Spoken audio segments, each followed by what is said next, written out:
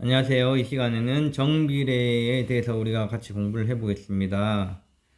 어, 여기 먼저 생각력을 한번 같이 볼까요? 자동차 선박이 연료를 적게 사용하면서 가장 많은 거리를 갈 수 있는 속력을 경제 속력이랍니다. 경제 속력. 자동차의 경제 속력은 60km 이상, 시속 80km 이하입니다. 자동차가 가장 연료를 적게 사용하면서 가장 많은 거리를 갈 수 있는 속력의 기준이 60에서 80이라는 거죠. 그러니까 60에서 80 사이로 운전을 할 때 가장 효율적이다 이런 얘기를 하고 있죠. 자동차가 시속 70km로 달린다고 할 때 70km의 속력으로 이동한다고 할 때 한번 생각을 해봅시다. 1번 자동차가 3시간 동안 이동한 거리는 어떻게 됩니까? 시속 70이라는 것은 1시간에 70을 간다는 얘기죠. 70km를. 그러니까 3시간이라면 70 곱하기 3에서 210km를 갈 수 있겠죠. 그쵸? 자, 자동차가 3시간 동안 이동한 거리는 1시간 동안 이동한 거리의 몇 배인가요? 1시간에는 70을 갈 수 있는데 3시간에는 210을 갈 수 있으니까 몇 배인가요? 3배가 되는 거죠. 3배. 네. 자, 이게 오늘 배울 정비례 내용과 관련이 있습니다. 그래서 이제 구체적으로 정비례가 뭔가 한번 우리가 공부를 해볼까요? 자동차가 일정한 속력으로 이동할 때 걸린 시간과 거리 사이에 어떤 관계가 있는지 한번 알아봅시다.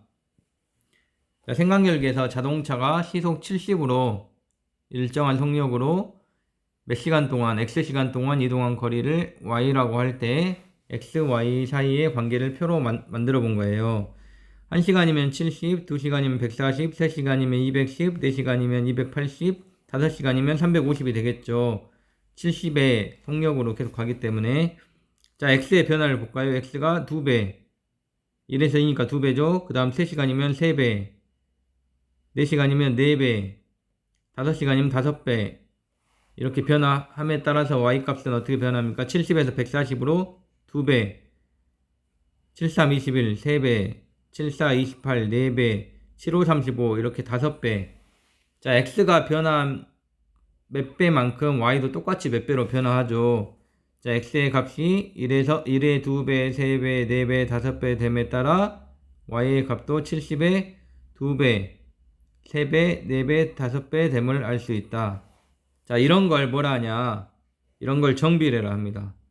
자, 일반적으로 두 변수 xy가 있을 때 x의 값이 2배, 3배, 4배로 변함에 따라 똑같이 y의 값도 2배, 3배, 4배로 변하는 관계가 있으면 이것을 정비례라고 합니다. 이해됩니까?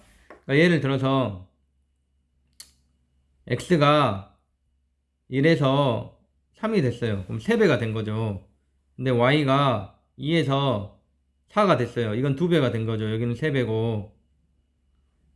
그 다음 2에서 4면 2배가 된 거죠. 이것은 정비례가 아니라는 겁니다.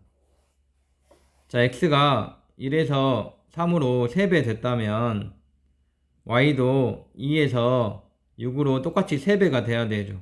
이것을 정비례라고 합니다. 이해된가요? 그러니까 x가 커지면 y가 커지면 이거 정비례다 라고 상식적으로는 생각하는데 이게 아니라는 거죠. 수학적으로는 x가 커진 배수만큼 똑같이 y도 똑같은 배수만큼 커져야지만 정비례라고 합니다. 자, 그럼 문제 1번 풀어볼까요? 정비례인가 아닌가? 자, x가 2배, 3배, 4배 됐죠? y가 2배, 3, 2, 6, 3배, 3, 3, 9, 4배, 3, 40이 되죠? 이게 정비례가 되는 거죠, 정비례. 자, 2번에 x가 2배, 3배, 4배가 되죠? 그럼 y가 2배 안 되죠? 3배가 돼버리죠. 2배, 3배, 4배가 돼야 되는데 여기는 2배가 되고 여기는 5배가 되고 7배가 되죠. 이건 정비례가 아니라는 거죠. 이해됩니까? 그래서 그 x가 커지는 배수만큼 y도 똑같이 커져야 됩니다. 이걸 정비례라고 합니다. 이해되죠? 어렵진 않죠? 자, 조금 더 구체적으로 한번 살펴볼까요? 자, 앞에 표에서 x, y의 관계를 조금 더 구체적으로 썼습니다. x가 1, 2, 3, 4, 5 됨에 따라서 y는 70 곱하기 1, 70 곱하기 2, 70 곱하기 3, 70 곱하기 4, 70 곱하기 5로 1배, 2배, 잘못했어요. 2배, 3배, 4배, 5배 됨에 따라 얘도 70 곱하기 1에서 70 곱하기 2배, 3배, 4배, 5배가 됐었죠. 이게 정비례라고 그랬죠. 자, 이 식을 일반화 해봅시다. 일반화. 이런 걸 일반화라 합니다. 구체적으로 숫자로 했지만 이것을 문자로 바꾸는 거예요.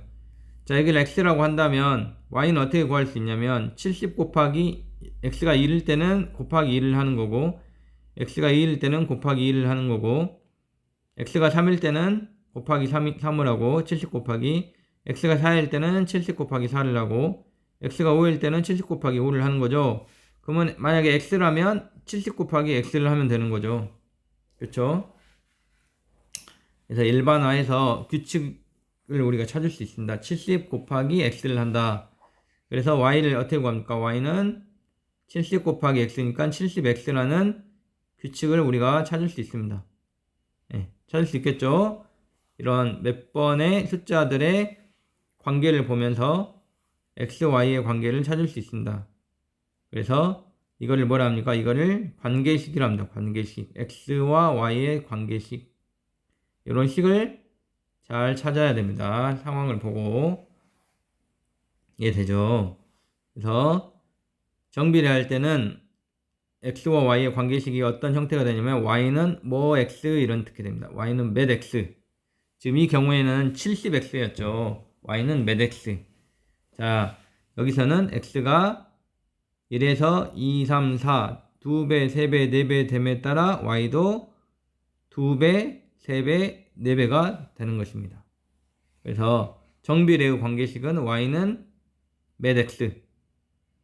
이런 형태다. 근데 이제 중학교에서는 그림 문자를 쓰지 않으니까 y는 몇 x다.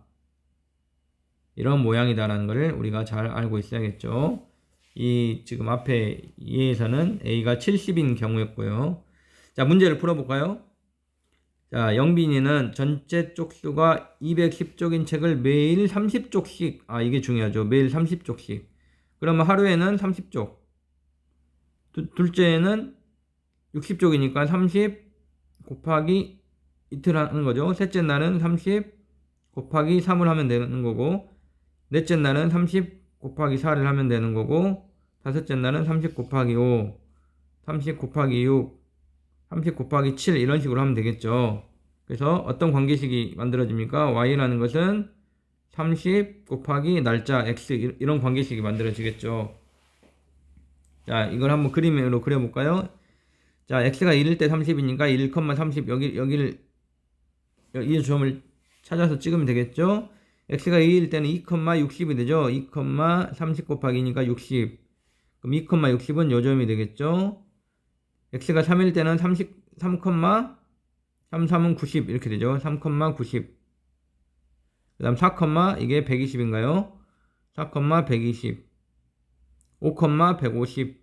계산하면 150이죠. 3, 6, 18, 180. 6, 180. 7,210 이런 식이 되는 거죠.